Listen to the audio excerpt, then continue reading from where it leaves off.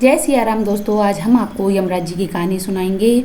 धर्मराज जी और यमराज जी दो भाई थे। उनके बहन थी एक यमुना।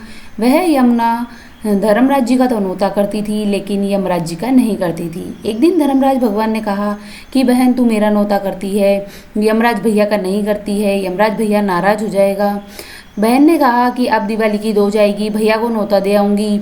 दिवाली की दो जाई, बहन यमराज जी को नोता दे आई। यमराज जी भगवान बहुत खुश हुए, खूब नहाए, खूब काले कपड़े पहने, काले सी भैंसे पे बैठे, अपने काले सींगों को रचा और काले वस्त्र धारण किए, काले बैल पे, और लोहे को तसलो और साकड़ बजा तो ही आयो।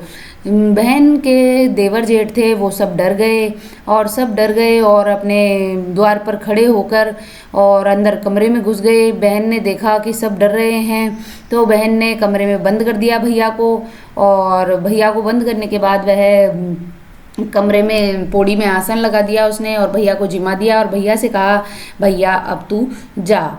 भैया ने कहा, बहन मैं अभी तो तोको कछु देऊँगा, मैं अभी नहीं जाऊँगा। पर बहन नहीं मानी। बहन ने कहा कि भैया आप कुछ मुझे देना चाहते हो तो आप मुझे एक वचन दे दो कि आज के बाद मेरी डायरी पे आप पैर नहीं रखोगे।